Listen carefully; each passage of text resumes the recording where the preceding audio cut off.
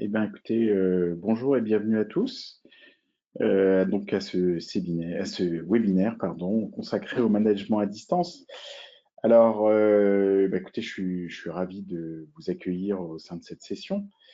Et ce qui nous intéressait aujourd'hui, c'était de revenir donc sur cette question du management à distance. Alors, c'est une question, comme vous le constatez, qui est assez d'actualité. Alors, on n'a pas attendu les confinements pour s'intéresser à la question du management à distance, mais il se trouve que là, en ce moment, on est tous euh, plus ou moins contraints, forcés à expérimenter cette situation de télétravail. Et donc, du coup, vous qui êtes manager, ou en tout cas pour un certain nombre d'entre vous, vous avez la chance d'avoir à encadrer des équipes et des collaborateurs distants.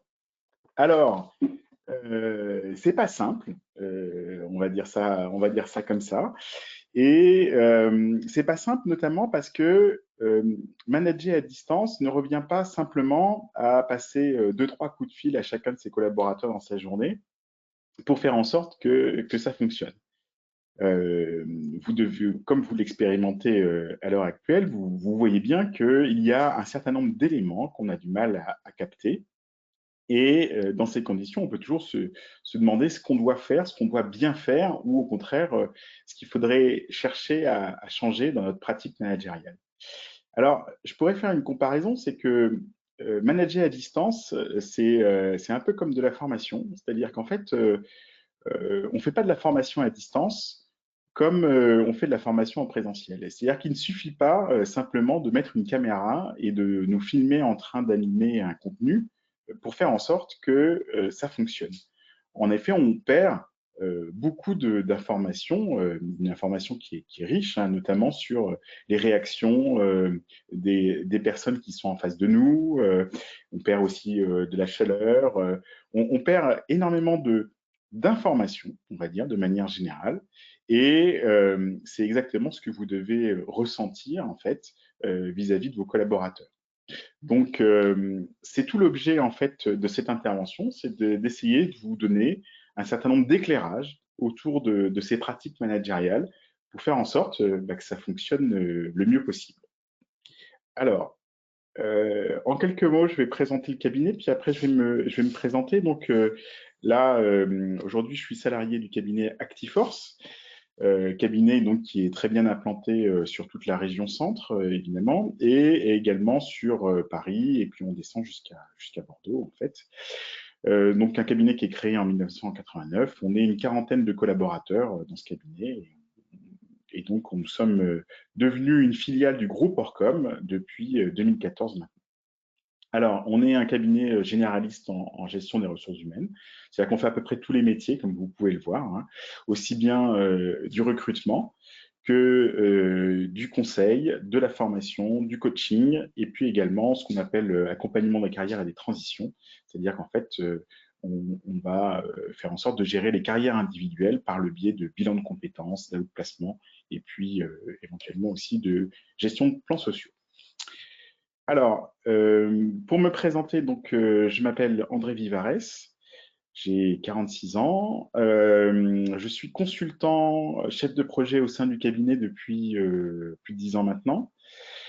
Et ça fait 20 ans que je fais ce métier. Je suis plutôt spécialisé dans le domaine du management, du conseil en organisation et du conseil en gestion des ressources humaines. Voilà. Et donc, je vais avoir le plaisir d'animer cette séquence. Voilà. Alors, quelques précisions avant de rentrer dans le détail de cette séquence. Vous pouvez avoir un certain nombre de questions au fur et à mesure de ma présentation. J'y répondrai qu'à la fin, hein, parce que pour un peu plus de fluidité, bien évidemment.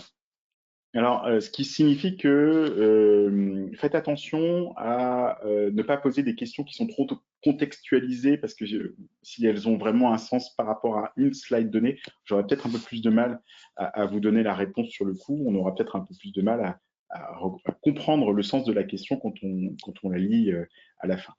Mais je vous rassure, on gardera une bonne dizaine de minutes à la fin de cette présentation pour pouvoir essayer de répondre à tout le monde.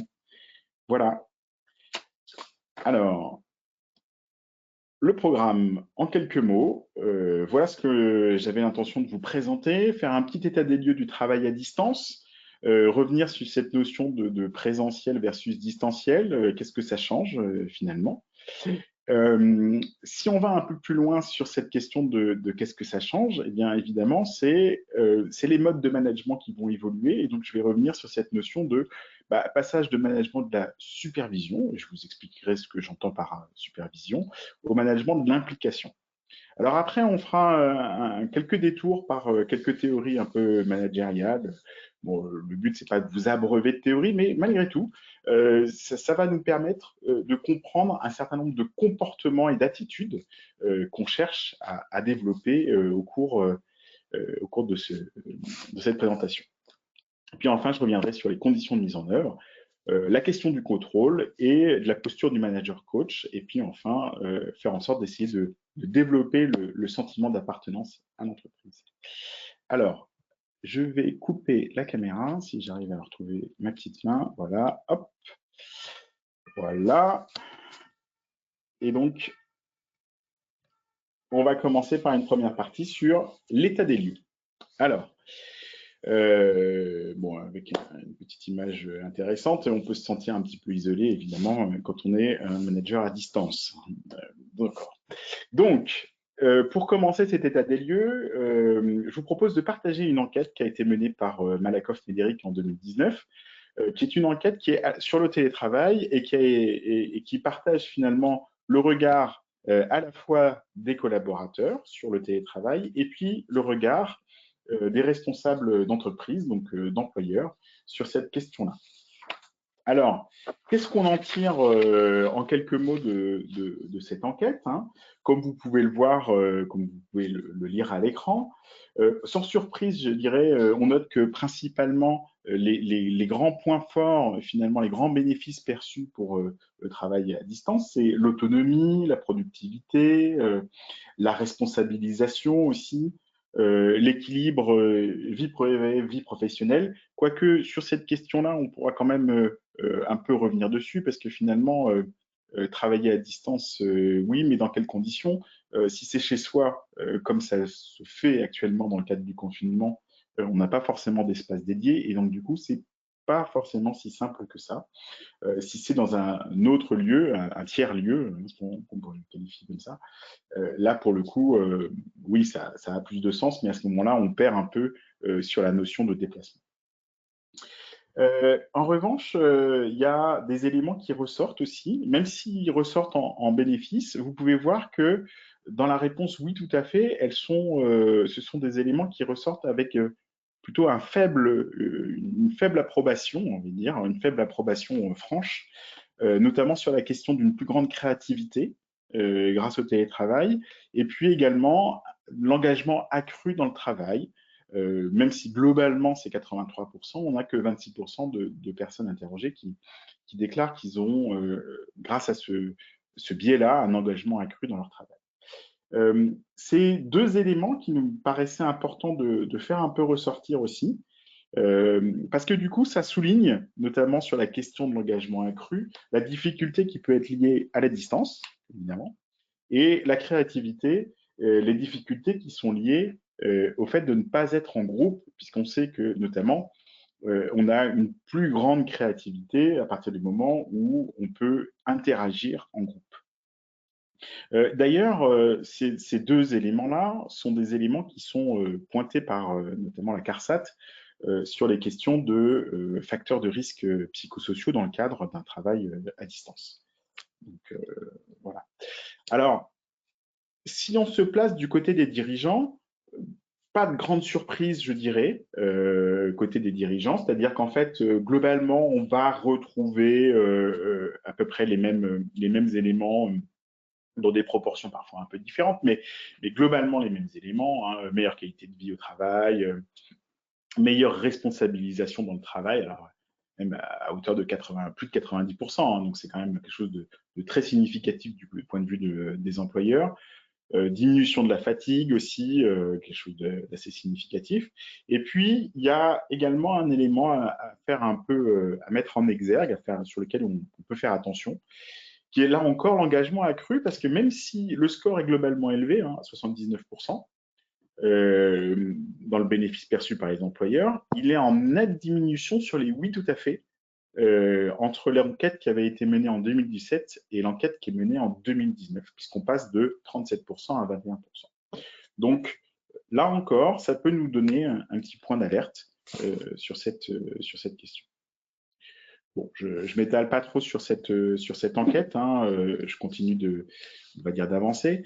Ce qui signifie que, en conclusion de cette enquête, comme vous pouvez voir là, le télétravail, il a comme conséquence, il implique ou il impliquerait, il faudrait faire pour faire en sorte que ça fonctionne le mieux possible, c'est évidemment former, sensibiliser l'ensemble des personnes concernées, repenser donc le maintien des liens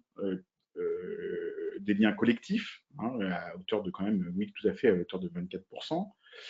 Repenser aussi la façon de déléguer et de contrôler, 22% pour le oui tout à fait et 81% en général. Repenser la régulation de la charge de travail et celle du temps de travail. Donc on voit bien que toutes ces questions-là, on va dire les 4 dernières questions, sont des questions qui sont directement liées au mode de management qu'on doit mettre en place pour faire en sorte que ça fonctionne le mieux possible. Voilà. Donc, premier point, deuxième point plutôt dans cette présentation, je vais revenir sur la question du présentiel, les distinctions présentiel-distanciel, qu'est-ce que ça change et finalement, quelles en sont les spécificités. Alors, management à distance, voilà, quelques spécificités. Alors évidemment, un poncif, je vais dire comme ça, être éloigné géographiquement, une diminution des fréquences de contact, même si on est bien conscient que quoi qu'il arrive, que ce soit du télétravail ou que ce soit des équipes qui sont dédiées sur des sites éloignés, malgré tout, on a quand même des contacts physiques. Mais il y a quand même une diminution significative de ces contacts. Le collaborateur qui n'est pas dans l'entreprise alors que vous y êtes ou inversement, donc on a des cadres de référence qui peuvent être différents, une communication qui s'effectue le plus souvent à distance et de manière synchrone, voire en asynchrone, surtout quand on a affaire à des équipes qui sont potentiellement dans des pays différents, sur des fuseaux horaires différents, etc. Des échanges qui peuvent être amputés d'éléments non verbaux dans la communication synchrone, du fait qu'on ne se voit pas. Vous savez bien qu'on capte un certain nombre de signes dans l'échange, dans les intonations, même si on s'entend, même si on utilise la visio, qu'on va moins capter, entre guillemets, avec ces outils distanciels que quand on est physiquement directement en contact. Puis une partie de l'équipe qui peut travailler à distance et une partie de l'équipe qui peut travailler en local.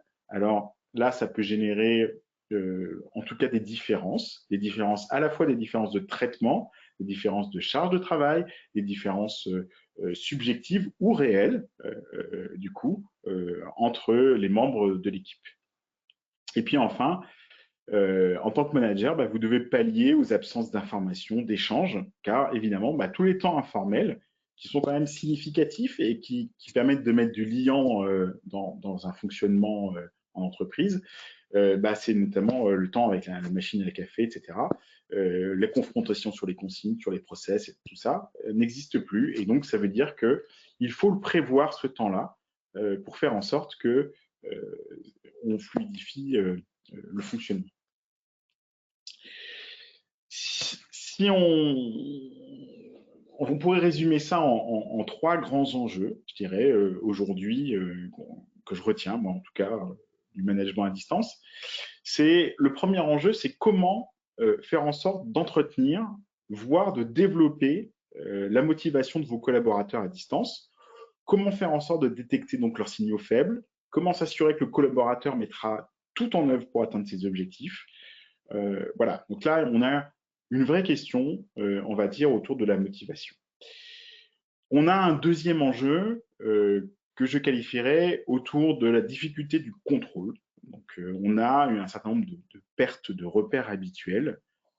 Globalement, le travail n'est plus visible. Voilà. On ne mesure plus que les résultats sans tenir compte du contexte, ce qui signifie que on est confronté à une problématique d'appréciation de la performance. Alors, je dirais que ça tombe bien, on est en fin d'année. Je pense que vous êtes tous plus ou moins concernés par ces questions d'appréciation de la performance en cette période. Et donc, du coup, déjà, comment va-t-on faire pour véritablement l'apprécier, sachant que la définition que je donnerai, moi, de la performance, c'est l'obtention de résultats dans un contexte donné. D'accord? Et ce contexte, on a beaucoup plus de mal à l'apprécier, à l'appréhender aujourd'hui, du fait du travail à distance. Et puis, le dernier enjeu, c'est cet enjeu autour du lien, maintenir le lien et le sentiment d'appartenance des collaborateurs à l'équipe, à l'entreprise, alors que nos points de rencontre formels sont plutôt rares. Ce qui veut dire qu'il va falloir, ou qu'il a fallu, hein, en tout cas, je pense que certains ont dû avoir des expériences en la matière, se réinventer autour de ces questions-là. Alors, voilà, je dirais que on passe donc d'un mode de management qu'on pourrait qualifier d'un mode de management de la supervision au mode de management de l'implication. Alors, qu'est-ce que j'entends par supervision? C'est-à-dire qu'en fait, globalement, le manager est présent sur le site, il est présent auprès de son équipe. Alors après, avec un certain nombre de variations selon le profil des managers, mais donc il y a une certaine proximité, on peut faire preuve d'une certaine empathie, et il y a un contrôle visuel qui peut s'exercer dans le cadre de son management. Et dans ces conditions, ce que l'on fait en tant que manager, c'est que par nos actes, finalement, on cherche à développer la motivation extrinsèque du collaborateur.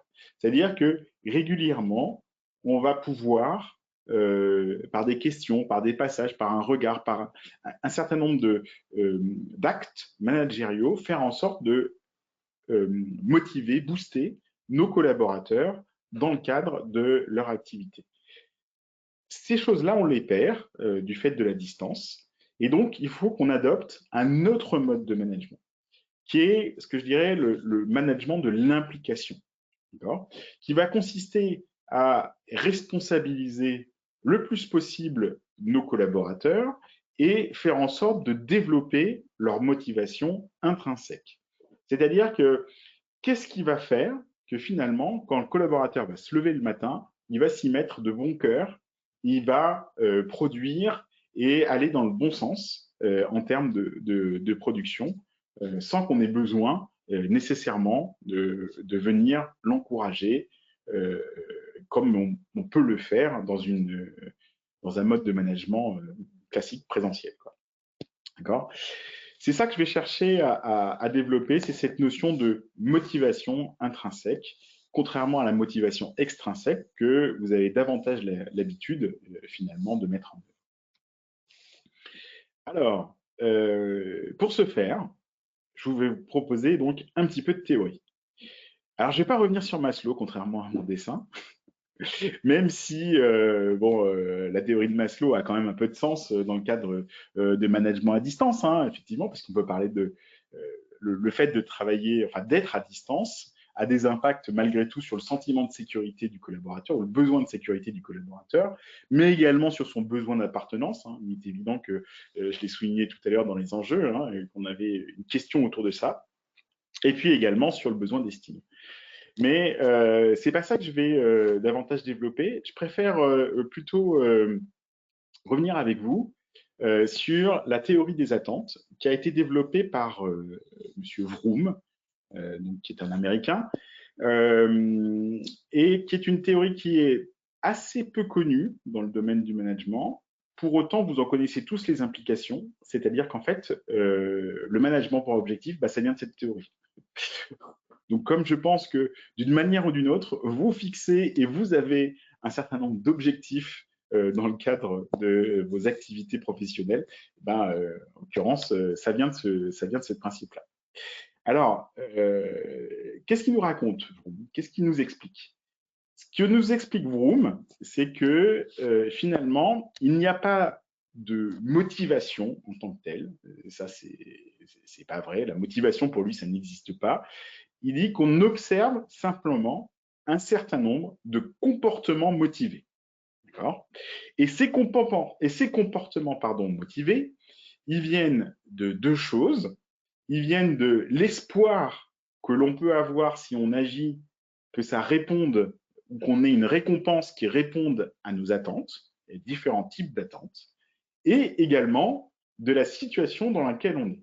C'est-à-dire que malgré tout, je serai content d'agir à partir du moment où le contexte y est favorable, quoi.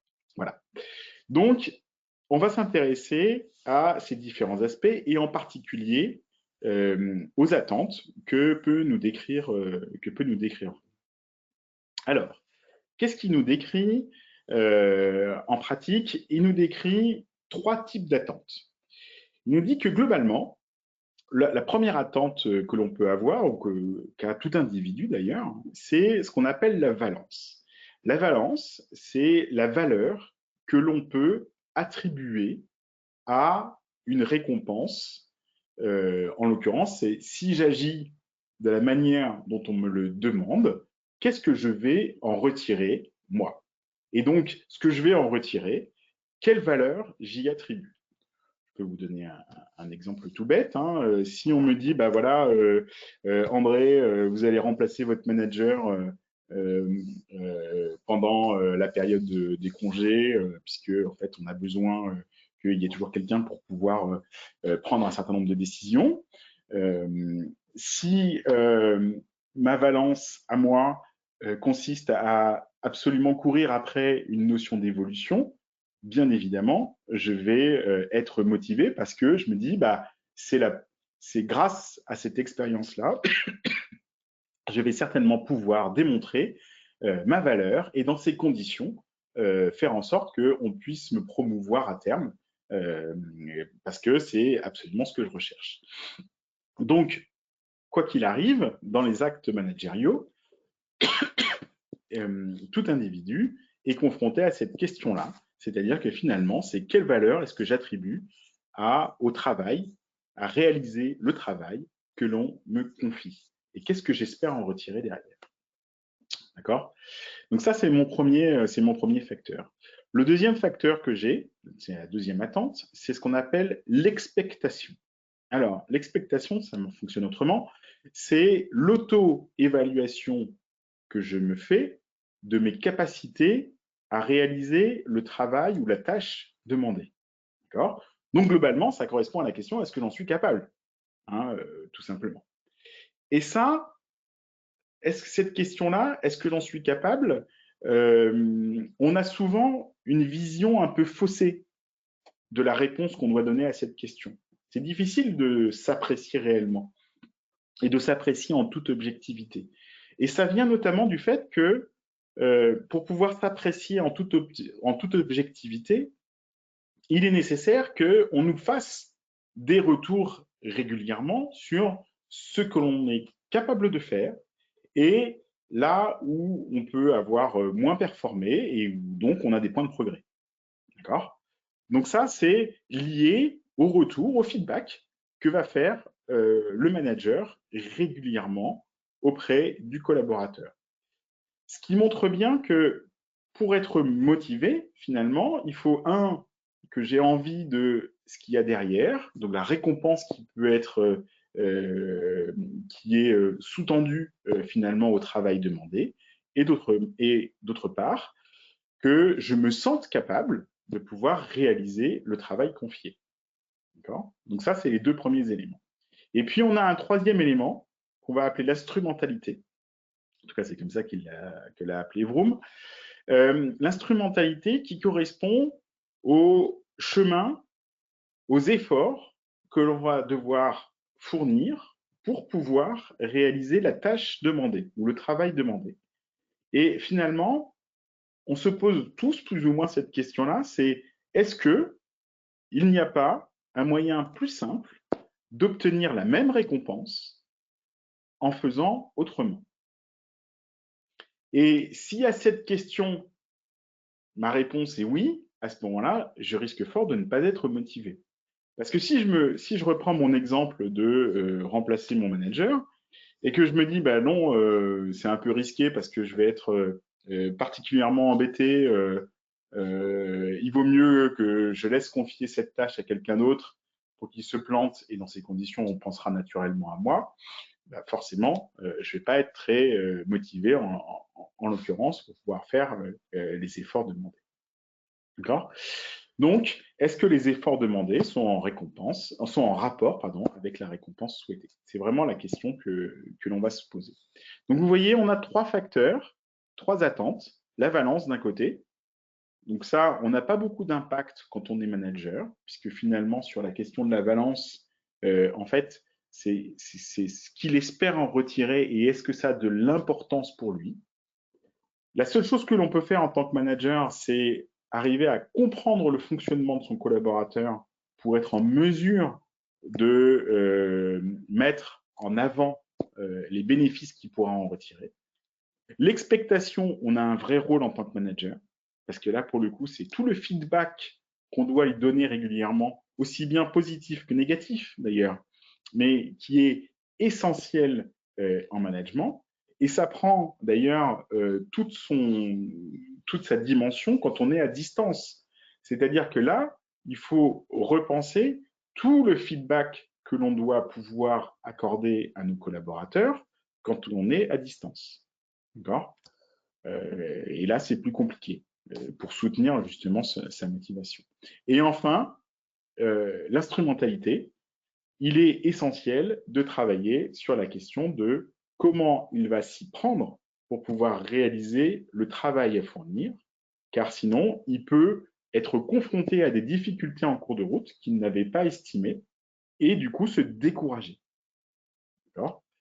Donc là, vous voyez bien qu'on touche la question de la motivation intrinsèque du collaborateur, parce que il ne faut pas qu'il y ait de facteurs qui viennent finalement le décourager en cours de route. Alors, pour conclure cette partie sur Vroom, ce qu'il en dit, c'est que la motivation est égale à la vie. C'est-à-dire, en fait, la motivation, c'est la valence multipliée par l'instrumentalité, multipliée par l'expectation. Ce qui signifie que si un facteur est nul, à ce moment-là, il y a peu de chances pour que j'observe des comportements motivés chez mon collaborateur. C'est-à-dire, soit il n'est pas intéressé parce qu'il peut en retirer, et donc du coup, il ne va pas être motivé. Ça ne veut pas dire qu'il ne va pas faire, mais il va faire entrer dans les pieds. D'accord. Soit il considère qu'il n'est pas capable de le faire et que dans ces conditions, il va peut-être le faire pour vous faire plaisir, mais ce n'est pas un facteur de motivation interne suffisant. D'accord. Soit il considère que, au contraire, le chemin à parcourir est trop compliqué, ou que finalement donc les actions à mener sont trop compliquées, ou qu'au contraire, il y a un moyen plus simple d'obtenir la même récompense, et dans ces conditions, là encore, il risque de ne pas être motivé. Alors, à une réserve près, c'est qu'à partir du moment où on veut vraiment la récompense qui est sous-tendue, ça peut l'emporter sur les autres facteurs et dans ces conditions, on peut quand même avoir un comportement motivé. Là, on touche, entre guillemets, le syndrome d'incompétence de Peters, quoi. Ça permet de l'expliquer. Alors, ce que je dirais qui est à retenir, ou des points clés de cet élément-là, de cette théorie, c'est que finalement, le chemin à parcourir, donc la manière dont on va mettre en œuvre les actions demandées, est plus important que le niveau de l'objectif. Ça, c'est un premier élément qui est très important à comprendre. Et bien souvent, quand on fonctionne en management par objectif, on fixe un objectif à quelqu'un et on se dit qu'à partir du moment où on a réussi à fixer l'objectif, tout va bien. Mais en fait, pas du tout. Fixer l'objectif, c'est juste le point de départ. Ce qui compte, c'est maintenant, c'est comment il va faire pour le mettre en œuvre. Et c'est là où nous, managers, on a un vrai rôle de faire parler sur le collaborateur sur comment il va le mettre en œuvre, parce que du coup, on a des actions observables qu'on va pouvoir suivre dans le temps, même à distance, alors que si on est simplement sur un objectif, tout repose finalement sur sa capacité à s'organiser, à se lever le matin, à s'auto-motiver pour faire en sorte de faire. Okay. Deuxième élément important, c'est il est nécessaire, et particulièrement à distance, d'effectuer du renforcement positif. Là où là où le collaborateur réussit, performe, et là aussi où il a des difficultés, mais c'est pas pour le lui reprocher spécifiquement, c'est plutôt pour être très clair sur bah là il y a des difficultés, et donc on va s'assurer que ce sont des points sur lesquels on peut avancer, on peut traiter pour faire en sorte qu'il puisse continuer à avancer.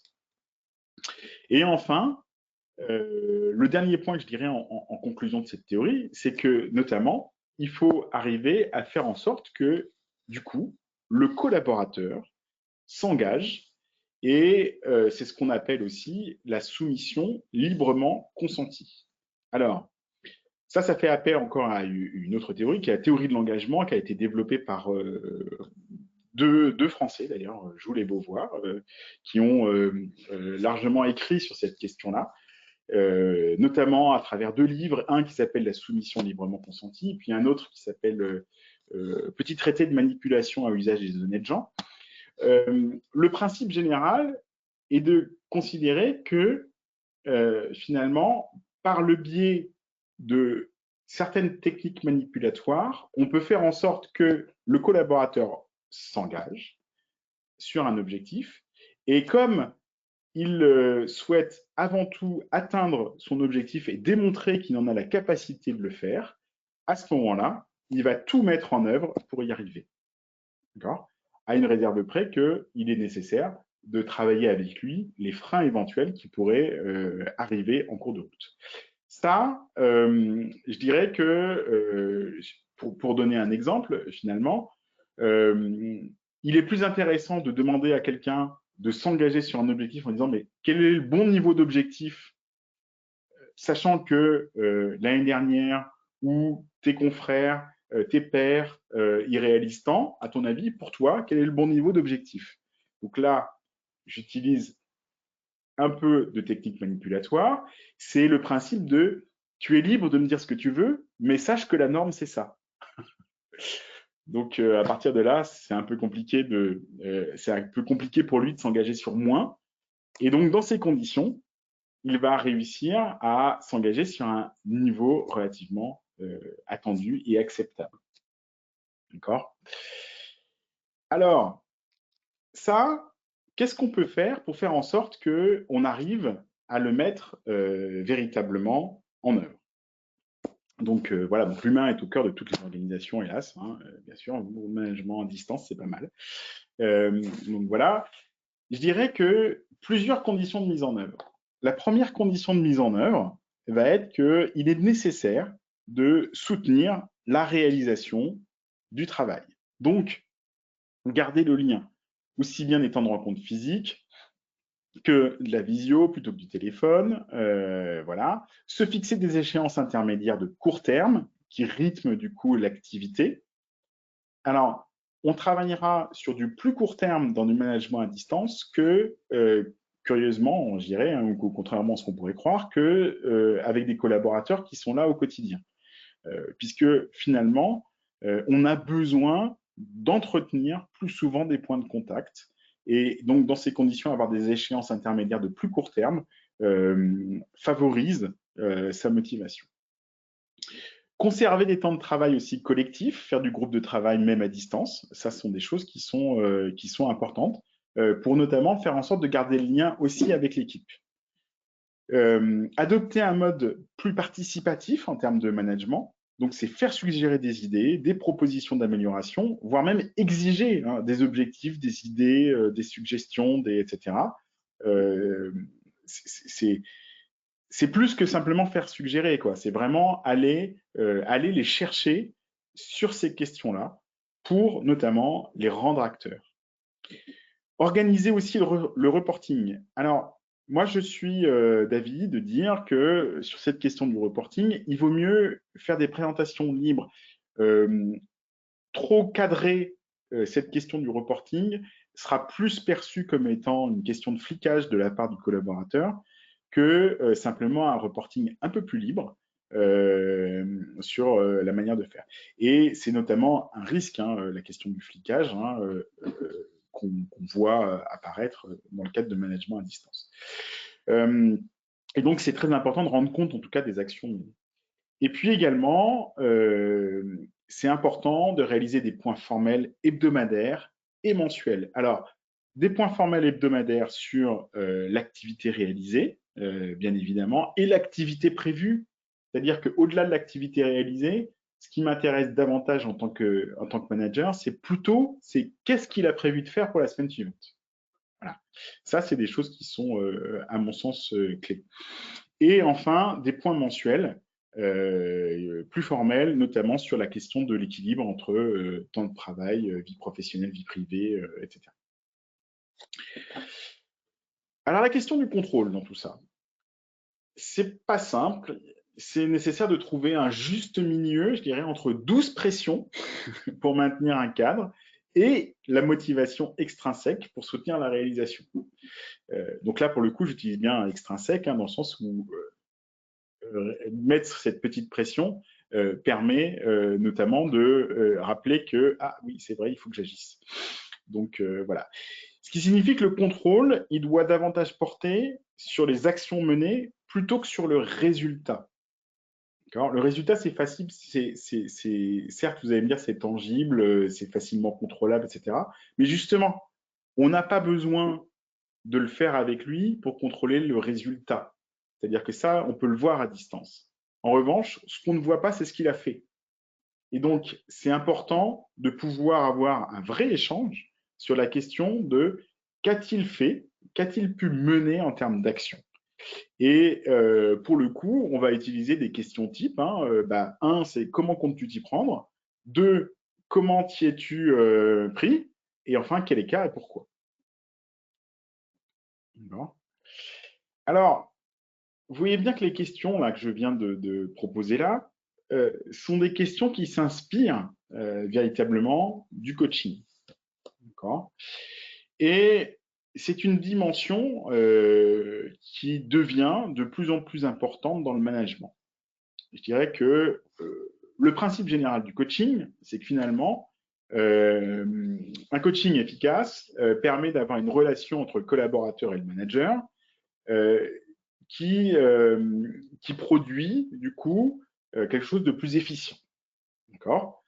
Donc, le manager, il sait plus facilement ce qui se passe sur le terrain, même lorsqu'on n'y est pas, ce qui devient intéressant compte tenu de la situation distancielle. D'accord.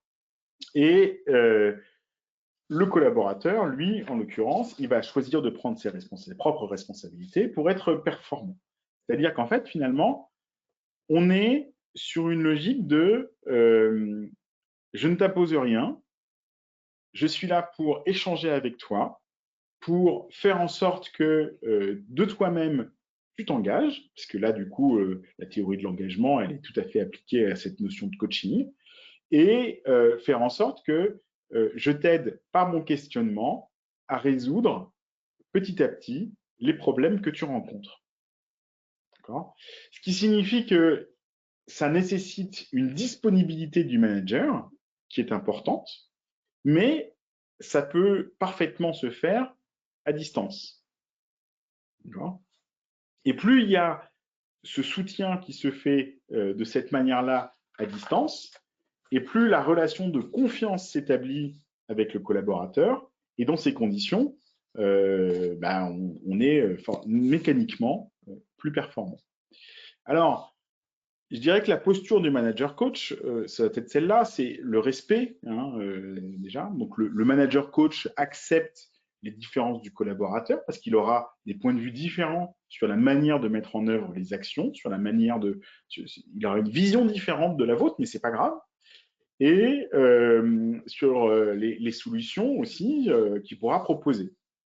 Et là-dessus, il faut faire confiance. C'est-à-dire, c'est nécessaire. De toute façon, on est à distance, on a besoin de ça. L'empathie également. Donc là, c'est notre aptitude à se mettre dans les chaussures de l'autre, sans attraper évidemment les ampoules.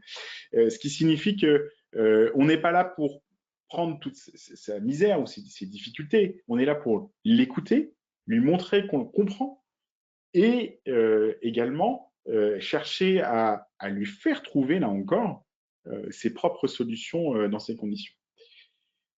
Même si, par moment, on peut reprendre notre posture classique de manager qui va être de trancher, de décider. Mais en l'occurrence, quand on est dans une séquence d'accompagnement type coaching, on n'est pas là pour trancher, décider. Hein. Donc voilà. L'écoute également, donc dans le cas présent, avoir une écoute active, capacité à faire preuve d'écoute, alors notamment le langage du corps, ce qui signifie que là, évidemment, cette écoute, il faut qu'elle se passe en visio, hein, malgré tout. Hein. Et puis avoir ce sens du timing en termes de questionnement et reformulation.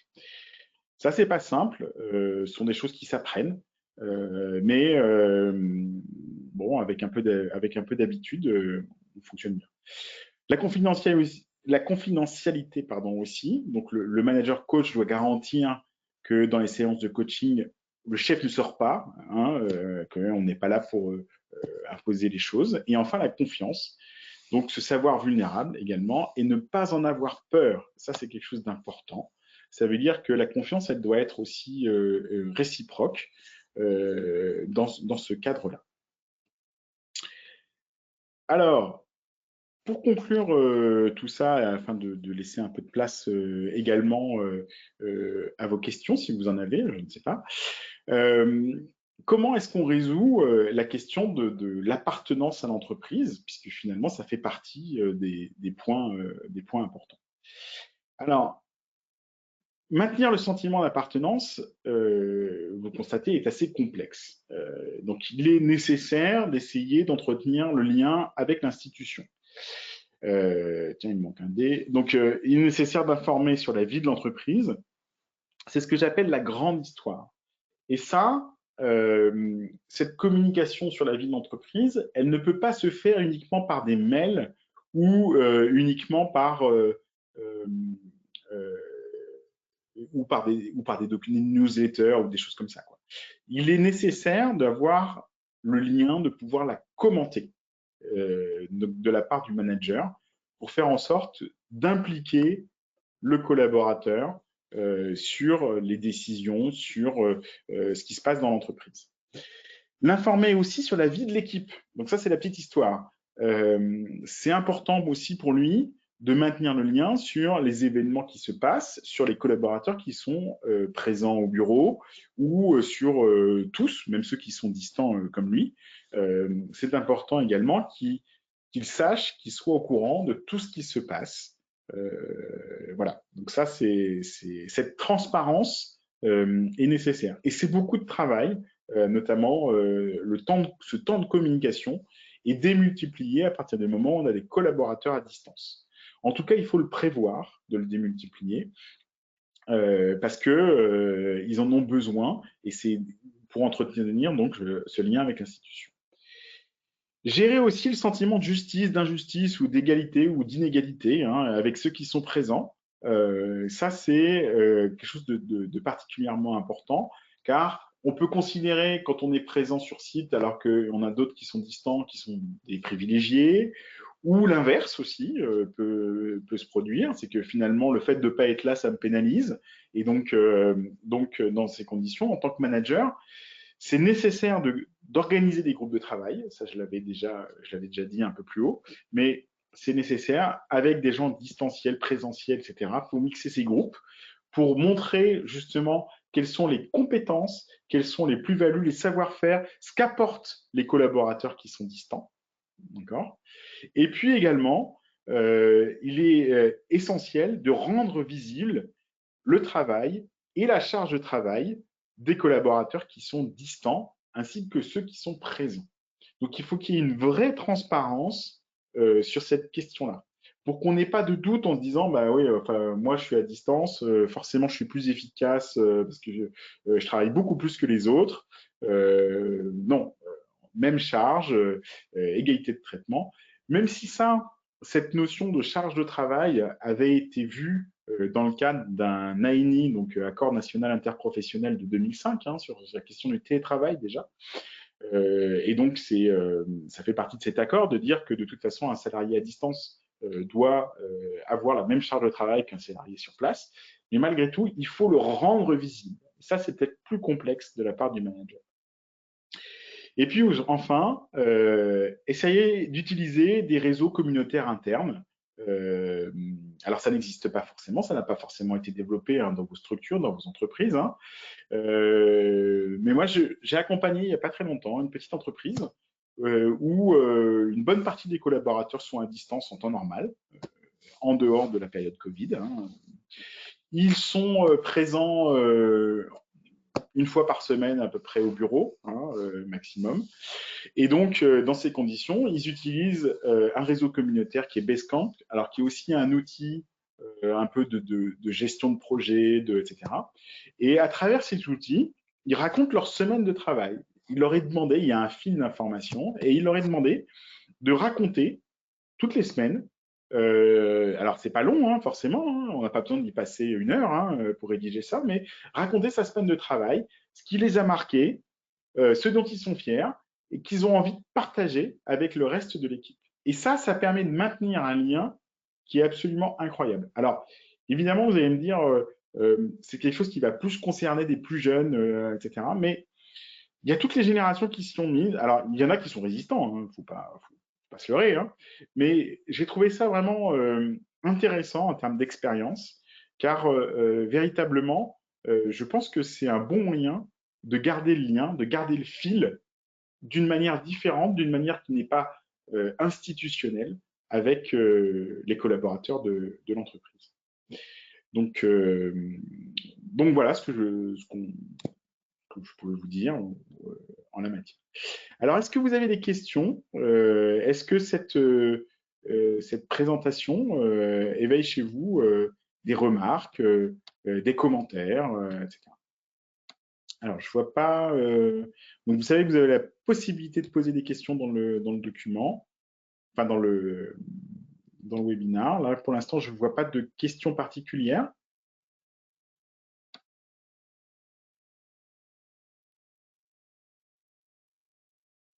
Non.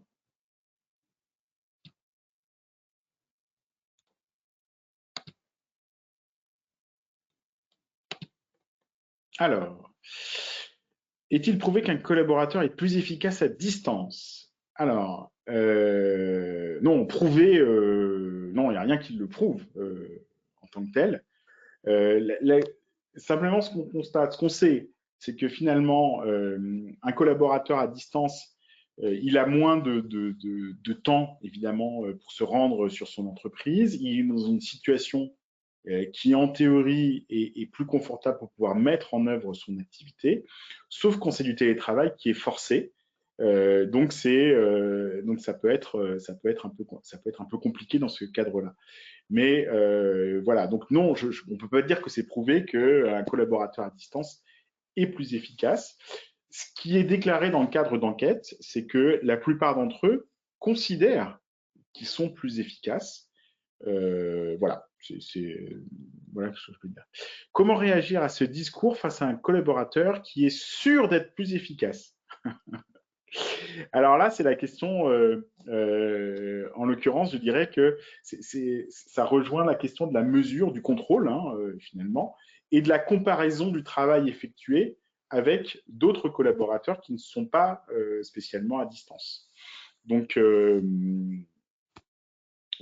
l'occurrence, non, on ne peut pas. Comment réagir? Là encore, moi, j'aurais tendance à dire, je ne vais pas chercher à démontrer, à porter une affirmation, mais plutôt à le questionner pour l'amener lui-même à se rendre compte de, effectivement, est-ce qu'il progresse ou pas? Et est-ce qu'il est plus efficace ou pas? Euh, Est-il possible d'obtenir le diaporama et de la revoir en podcast? Oui. Alors, vous allez recevoir un mail à l'issue donc de cette présentation et où vous aurez le lien vers l'enregistrement de ce webinaire et également la présentation. Euh, Alors, tout ceci est bien duplicable, aussi bien pour le télétravail que pour du multisite. Oui, tout à fait. Il y a que la question de l'appartenance qui peut être un petit peu différente sur du multisite, même si je dirais que des petits sites un peu isolés où on a juste une petite équipe, il y a parfois, la question de l'appartenance se pose quand même, mais sinon, c'est tout à fait duplicable. Quels sont les moyens de détection d'éventuels troubles psychosociaux? Ah, alors là, c'est la question des signaux faibles. Comment est-ce qu'on va détecter les signaux faibles? C'est compliqué. Je dirais que là, pour le coup, ça nécessite une écoute très importante de nos collaborateurs. Et puis, ce qui est intéressant aussi, c'est de faire à la fois, alors il y a les questions d'entretien obligatoires dans le cadre de travail distanciel, en tout cas quand c'est contractuel, pas aujourd'hui dans la situation du Covid, mais voilà où on est tenu de faire des entretiens pour, sur la charge de travail annuellement et également sur la question de l'équilibre entre vie professionnelle et vie privée. Voilà. Et puis enfin, le dernier point, je dirais, pour les risques, pour les éventuels troubles psychosociaux, il est utile et pertinent de réaliser des enquêtes anonymes auprès de nos collaborateurs pour essayer de savoir s'il y a des éléments qui ressortent. Quid du risque psychologique lié à l'isolement et comment s'assurer que le collaborateur travaille à des heures raisonnables? Alors ça, il est important dans le cadre, si le télétravail est régulier, ou le travail distanciel en tout cas, c'est la norme dans le cadre de votre activité, pas en dehors simplement évidemment de la question des confinements. Il est bien de mettre en place une charte du télétravail dans l'entreprise qui permettent de délimiter les périodes pendant lesquelles le collaborateur doit être impérativement joignable. Donc, ce qui signifie que, par exemple, de 9h30 à 11h30, il doit être obligatoirement joignable par téléphone, par mail, etc. Ainsi que l'après-midi de 14h à 17h, quoi, par exemple. Donc ça, c'est le premier point. Le deuxième point, c'est la question de la charge de travail. C'est-à-dire qu'en fait, il n'y a pas de raison que le collaborateur soit plus chargé qu'un autre. On doit vraiment veiller à l'équilibre de la charge de travail du collaborateur. Donc on a l'entretien, mais aussi la comparaison avec le travail que l'on donne aux autres collaborateurs qui peut-être ne seraient pas à distance. Face au télétravail, comment gérer efficacement une équipe qui en partie sera en télétravail et l'autre partie en présentiel? Alors c'est compliqué. Je dirais que c'est un cas de figure qui est assez compliqué parce que l'animation est classique pour l'équipe qui est en présentiel. En revanche, pour ceux qui sont en télétravail, on a besoin justement d'entretenir un lien plus serré que ce qu'on fait habituellement. Donc, dans ces conditions, ça va être important évidemment de les associer aux réunions par les outils de visio évidemment, mais également de les associer au fonctionnement avec le reste de l'équipe. Donc, si possible, organiser des groupes de travail avec une liaison avec des personnes qui sont distantes et des personnes qui sont physiquement présentes sur site. Voilà.